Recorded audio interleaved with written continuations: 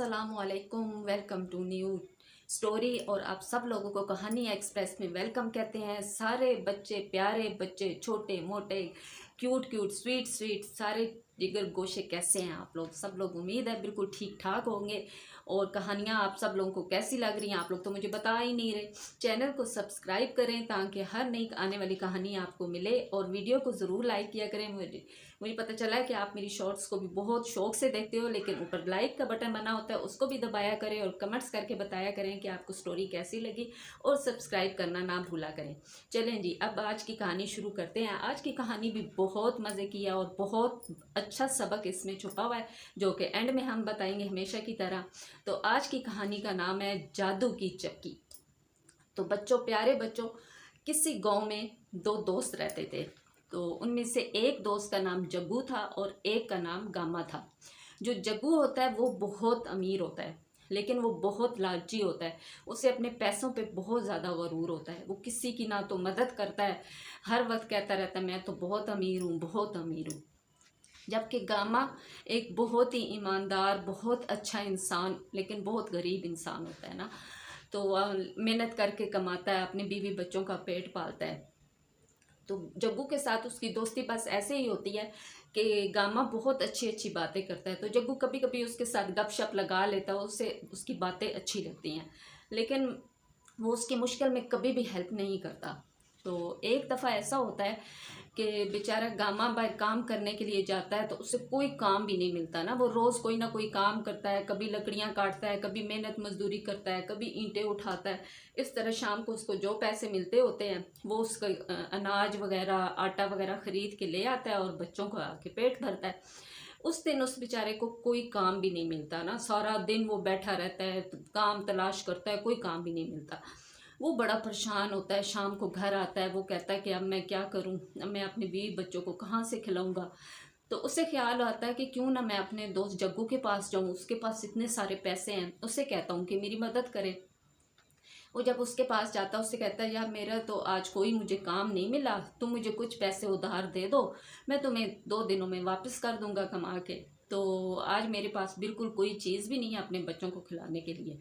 लेकिन जो जग्गू होता है वो बहुत मगरूर होता है। जब उससे कोई भी हेल्प के लिए कहता है तो उसे बड़ा गुस्सा आता है। वो कहता है मेरे पास कोई पैसे नहीं है, तुम चले जाओ, तुम्हारे बीवी बच्चे भूखे हैं तो मैं क्या करूं, चलो निकलो यहाँ से। इस तरह कह के उससे घर से निकाल देता है। तो जो गामा होता है वो बेचारा उसकी जग्गू की बातें सुन के और भी बहुत ज़्यादा उदास हो जाता है। उससे बहुत दुख होता है कि ये तो मेरा दोस्त बना हुआ था, इसने मेरे साथ ऐसा किया है। तब वो बहुत बेचारा परेशान होता है और सोच रहा होता है कि अब मैं क्या करूं, अपने बीवी बच्चों को कहाँ से खिलाऊं। इन्हीं सोचों में गुम ऐसे चलता जा रहा होता है। दूर एक बूढ़ा बाबा खड़ा होता है। तो वो काफ़ी देर से देख रहा होता है कि ये एक बंदा है, कभी खड़ा होता है, कभी बैठता है, कभी चलना शुरू हो जाता है। गामा जब उसके पास पहुंचता है तो वो बूढ़ा बाबा एक लकड़ियों का गट्टा लेके खड़ा होता है। बहुत सारी ना लकड़ियां बांध के ऐसे उसने रखी होती हैं सर पे उठाने के लिए, लेकिन वो उठा नहीं पा रहा होता। तो गामा क्या करता है, वो कहता है कि बाबा जी अगर आप इजाज़त दें तो ये लकड़ियों का गट्ठा मैं आपके साथ आपके घर तक छोड़ के आता हूँ। तो वो बाबा बड़ा खुश होता है। वो कहता है हाँ क्यों नहीं, चलो तुम मुझे घर तक छोड़ो, इसके बदले मैं तुम्हें कुछ पैसे भी दे दूंगा। वो बड़ा खुश होता है। वो कहता है चलो मुझे कुछ पैसे मिल जाएंगे तो मैं घर के लिए, कुछ बच्चों के लिए कुछ खरीद लूँगा। वो क्या करता है, बाबे को साथ ले जाता है। बाबा भी साथ साथ चल रहा होता है। उसने, गामे ने उसका लकड़ियों का गट्ठा सर पे उठाया होता है। अब क्या होता है कि जब घर के पास पहुंचते हैं तो बाबा उससे पूछता है कि मैं काफ़ी देर से तुम्हें देख रहा था, तुम बहुत परेशान हो, अपनी परेशानी की वजह तो बताओ मुझे, तुम क्यों इतने परेशान हो। तब गामा उसको सारी बात बताता है कि मुझे आज कोई काम नहीं मिला, मैं इस वजह से भी परेशान हूँ। दूसरा मेरा दोस्त एक ऐसा है जग्गू, उसने मेरे साथ आज बहुत बुरा सलूक किया और इस वजह से भी मैं बहुत दुखी हूँ। तो अब मेरी समझ में नहीं आ रहा कि मैं क्या करूँ, मैं अपने बीवी बच्चों को कहाँ से खिलाऊँ। वो बूढ़ा बाबा बहुत अच्छा होता है, वो कोई अल्लाह ताला का ख़ास बंदा होता है ना। वो उसको कहता है गामे को तुम यहीं रुको, मेरा इंतज़ार करो, 1 मिनट के लिए मैं आता हूँ। वो अंदर जाता है अपने घर में, और जब वापस आता है तो बच्चों आप हैरान हो जाओगे कि उसके हाथ में क्या होती है। उसके हाथ में एक छोटी सी मीठी रोटी होती है जो उसने पकड़ी होती है। तो वो रोटी वो उसको, गामे को देता है। उसे कहता है ये रोटी तुम संभाल के रखो, और मेरी बात बहुत गौर से सुनो, ये रोटी कोई आम रोटी नहीं है, इस रोटी को तुम लेके जंगल की तरफ चले जाओ। जंगल में जैसे आगे तक एंड में तुम जाओगे, तुम्हें 3 दरख्त नजर आएंगे। किस चीज़ के? आलू बुखारे के। उनके ऊपर बहुत पके हुए आलू बुखारे लगे होंगे, लेकिन तुमने वो आलू बुखारा तोड़ के खाना नहीं है। अगर तुम आलू बुखारा तोड़ के खाओगे तो तुम्हें उस जंगल के आगे कोई चीज़ भी नज़र नहीं आएगी, तुम्हें खाली दरख्त नज़र आएंगे और कुछ भी नज़र नहीं आएगा। तुमने उन दरख्तों से आगे थोड़ा सा चलना है, तुम्हें एक पहाड़ नज़र आएगा। उस पहाड़ से जैसे ही तुम आगे जाओगे, उसके पीछे एक झोंपड़ी होगी। जब तुम उस झोंपड़ी में जाओगे तो उस झोंपड़ी में 3 बोने रहते हैं। वो तुम उन बोनों के पास जाना, वो जैसे तुम पे गुस्सा होंगे, तुम जल्दी से उनको मीठी रोटी दिखाना, और वो फिर तुम उनको सारी बात बताना, और बदले में इस रोटी को तुम देना, लेकिन बदले में उनसे पैसे मत लेना। तुम कहना कि मुझे चक्की दो, वो जो आटा पीसने वाली चक्की होती है ना, जिसको यूं यूं गोल गोल चलाते हैं, तो वो वाली भी मुझे चक्की देना, तुम ये कहना। गामा क्या करता है कि उस बाबा की बात गौर से सुनता है, वो रोटी लेके रख लेता है, अपने पास बांध के रख लेता है। वो कहता है चलो ये भी आजमा के देख लेता हूँ, हो सकता है कि ये सच ही हो। ये सुन के वो चल पड़ता है जंगल की तरफ। जंगल में चलता चलता चलता जंगल के आखिर में जब पहुंचता है तो वो बहुत हैरान होता है, वहाँ 3 दरख्त आलू बुखारे के लगे होते हैं। वो बड़ा खुश होता है, वो कहता है इसका मतलब है वो बाबा जी बिल्कुल ठीक कह रहे थे, जो बात भी कह रहे थे। वो देखता है दरख्त आलू बुखारों से भरे होते हैं, इतने पक्के हुए आलू बुखारे लगे होते हैं। पहले तो उसका दिल करता है कुछ आलू बुखारे तोड़ के खा ले, क्योंकि उसे भूख लगी होती है। लेकिन फिर उसे उस बाबा की बात याद आती है कि तुमने आलू बुखारे तोड़ के नहीं खाने, अगर तुम खाओगे तो तुम्हें जंगल में आगे कुछ नज़र नहीं आएगा। वो उन दरख्तों को वहीं छोड़ के और आगे चलता है। थोड़ा सा आगे जाता है, उसे एक पहाड़ नज़र आता है, और फिर वो इसी तरह पहाड़ के पास जाता है तो पहाड़ के पीछे एक बहुत खूबसूरत सी झोंपड़ी नज़र आती है। झोंपड़ी के इर्द गिर्द इतने प्यारे प्यारे दरख्त, फूल और फलदार दरख्त लगे होते हैं। ये देख के उसको बहुत तजस्सुस भी होता है और वो खुश भी होता है कि बाबा ने तो बिल्कुल सही बातें बताई थी। वो जाता है जल्दी से झोंपड़ी के अंदर, लेकिन झोंपड़ी के अंदर जाता है तो हैरान हो जाता है। झोंपड़ी में क्या होता है कि 3 बोने बैठे होते हैं और वो मज़े से चाय पी रहे होते हैं। तो वो गामा तो उनको देख के बहुत हैरान हो रहा होता है, क्योंकि उसने पहली दफ़ा इतने छोटे छोटे बोने देखे होते हैं। लेकिन बोनों की जैसे ही नज़र पड़ती है वो गुस्से से आग बगोला हो जाते हैं। उनको इतना गुस्सा आता है, वो कहते हैं ये हमारी झोंपड़ी में कैसे आया, हमारे इलाके में कैसे आ गया ये इंसान, इसको पकड़ो इसको पकड़ो। उसको पकड़ के रस्सी से बांध देते हैं और कहते हैं आज तो हम इसको मार देंगे। तो जैसे ये कहते हैं वो जल्दी से अपने उस पहले तो हैरान और होता है कि इतने छोटे छोटे बोने हैं। वो जल्दी से उसे याद आता है मीठी रोटी। वो जल्दी से अपने पल्लू से वो मीठी रोटी निकाल के उनको दिखाता है। और फिर आप बच्चों हैरान हो जाओगे कि वो जैसे बोने देखते हैं मीठी रोटी को, उनका गुस्सा तो ऐसे भागता है जैसे कभी उनको गुस्सा आया ही नहीं था। वो मीठी रोटी को देखते हैं, इतने खुश होते हैं, इतने खुश होते हैं। तो वो उसको कहते हैं गामे को कि तुम ये मीठी रोटी जो है हमें दे दो, इसके बदले में तुम जो चाहोगे, जितने पैसे कहोगे हम तुम्हें देंगे। अब गामा तो उसको बाबे की बात याद होती है कि पैसे तो इनसे नहीं लेने। वो कहता है ए प्यारे बोनो, ये रोटी तुम लोग रख लो, लेकिन मुझे पैसे नहीं चाहिए। वो फिर सारी कहानी सुनाता है अपनी कि मैं इस तरह गरीब हूँ बहुत सारा, मुझे एक बाबे ने आप लोगों का एड्रेस बताया है तो मैं यहाँ तक आया हूँ, तो मुझे लेकिन आप लोगों से चक्की चाहिए। बोने एक दूसरे का मुंह देखते हैं और खुश भी होते हैं। उन्हें पता चल जाता है कि अल्लाह ताला ने इस बंदे को हमारे घर भेजा है। वो क्या करते हैं कि जल्दी से ऐसे कोई मंत्र पढ़ते हैं, यूं यूं करके ऐसे ऐसे करके एकदम से एक प्यारी सी चक्की आ जाती है, गोल सी ऐसी बनी हुई ना। तो वो बड़ा हैरान होता है गामा भी ये देखो चक्की आ गई है। अब क्या होता है कि वो बोने कहते हैं गामे को कि तुम हमारी बात गौर से सुनो, ये चक्की लो, ये चक्की आज से तुम्हारी हुई, लेकिन इसको चलाने के भी ख़ास ख़ास तरीके हैं। तुमने क्या करना है कि इस चक्की को तुम जो बोलते जाओगे ये वो करती जाएगी। ये ख़ास जादू की चक्की है, ये कोई आम चक्की नहीं है।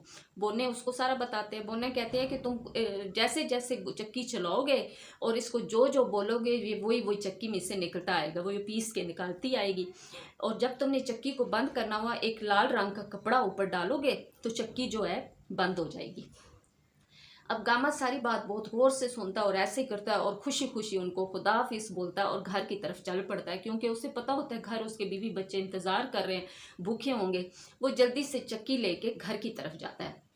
घर जाता है तो उसके बच्चे बड़ा खुश होते हैं उससे देख के। फिर वो बताता है, वो कहता है आओ आओ, तुम अपनी बीवी को कहता है जल्दी से एक लाल रंग का कपड़ा और 2 हांडियाँ लेके आओ।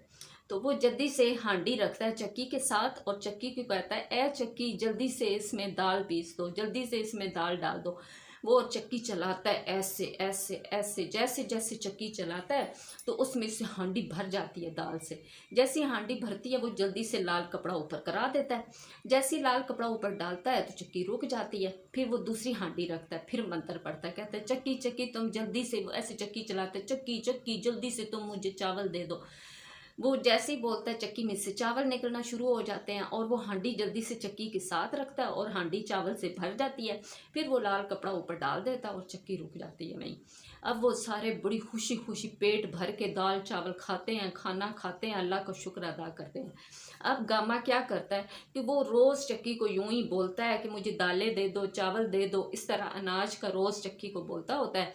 और वो फिर बोरी भर जाती है, जब फिर बोरियां शहर ले जा के बेच देता है और पैसे ले आता है घर।